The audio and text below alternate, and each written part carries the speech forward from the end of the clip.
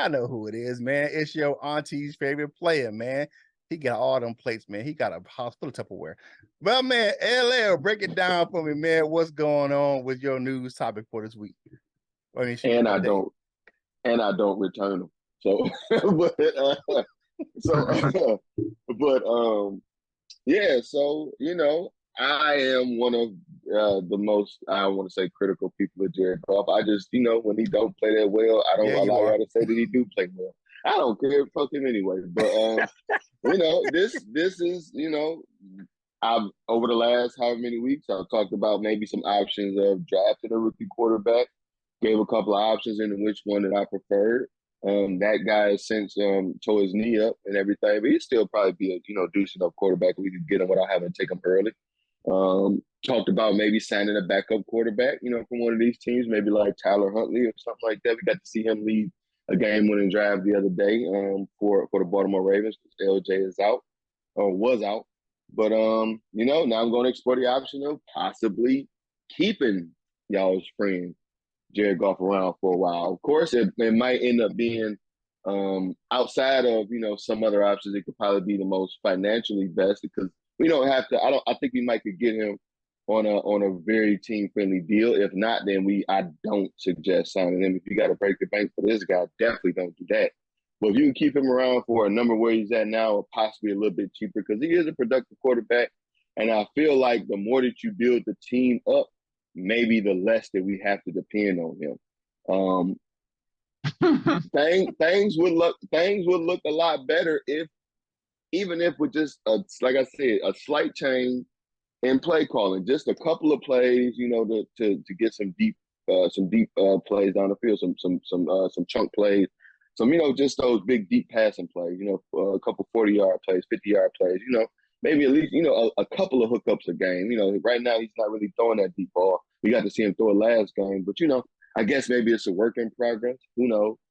But Jared Goff sticking around is a viable option, especially if the team is heading to where some of us think that it could be, as far as some of the pieces and some of the prospects that's available in the draft. So the team could be, hypothetically, of course, or ideally in my eyes, the team could be so good that Jared Goff wouldn't even matter. We could have Curt back there or me back there, or my pal. We could have my pal Geronimo back there, batting around footballs, and it won't even matter. He a cat too, so he liked the Lions, but that's my news rumor topic for today. Jared Goff possibly as the present and future of the Detroit Lions quarterback. What do you guys think about that? All right, I'm just gonna be honest with you. I've said this all along. Jared Goff has played well he's played well all season, but he's played well during the past 5 games. He's put up solid numbers all year. He's 7th in passing yards. He's 7th in passing yards.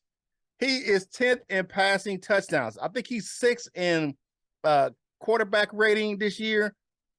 His completion percentage could be better, around 65%, but he's in the middle of the pack for that as well. I have long said, like I said, I think he will be the quarterback next year in Detroit.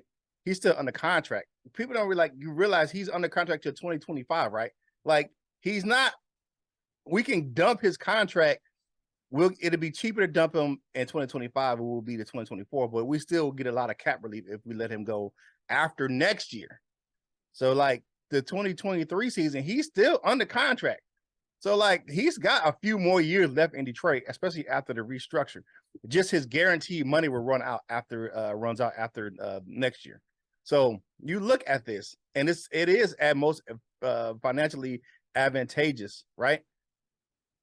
But here's my thing, and I'm gonna tell you straight up: if we get anything close to a winning season, if we go 8-9, 9-8, somewhere around that thing, Jared Goff has earned at least one more year in Detroit with the way the team has been playing this year. That's just me. I'm not saying he's doing great. That? I'm saying maybe beyond that. Yeah, I mean, I'm not saying that he's been doing great, but he's been playing really good football, and he's up for the FedEx Air Player of the Week this week. He hasn't been turning the ball over these last few weeks, and he's throwing more touchdowns than he is interceptions. Some games is not for a lack of trying, but he's getting comfortable in the offense, and he's getting his weapons back. And if we have more games like we had last week, he's going to earn a right to be the quarterback here in the next few years, actually, to be honest with you. What you got, Coach Jones? I told y'all before, man, me and Jared Goff got a love-hate relationship. It's emotional. But you know what, man? That's so hard, man. That's such a hard thing because one thing that you don't want to do is you don't want to turn away from Jared Goff, and then you get somebody who's worse, you know. But then again, you don't want to stay with Jared Goff, and then you can't get more than what you're getting, because in order for the Lions to take the next step and not just make it to the playoffs, but to win in the playoffs, we're going to need a quarterback to take us to the next level. So can Jared Goff do that? It's yet to be seen. He's still a young guy, though. That's something that we all got to understand is Jared Goff is still young. A lot of people, might think he's been in the league for 20 years. Nah, man, he hasn't. Jared Goff, was he 27? Yeah. 27. So he's just getting into his prime. He ain't touched the prime of his career yet. Usually in quarterbacks, around that 28, 29, that 28, 29, about 33, 34 is where they really start to where they dial in mentally and they lock in and they focus and they know what to do. And I don't know, man. It's so yeah, man. I can't call it, man. Sometimes I wish he was here. Sometimes I wish he was gone. We in an emotional relationship right now. I got a question for you, Coach Mike. When you say that, about he's still young and XYZ. He ain't been the worst quarterback during this time, so I don't want to say that. But he has played very bad for us at some time. But name me another quarterback that turned it around or started to improve at 28 or 29 after being shaky, for the most part of his career. I don't know one. I don't think he has to turn it around necessarily, but I'm just talking about. And that's why I said I don't want to say because he's not. It wasn't like he was like. Yeah. Even Baker Mayfield had some decent. I don't want to say he was the worst and he's gonna flip it around and be a starting quarterback, but I don't know. And another thing, this is a question to both of y'all. You look at I got an example. Jimmy G.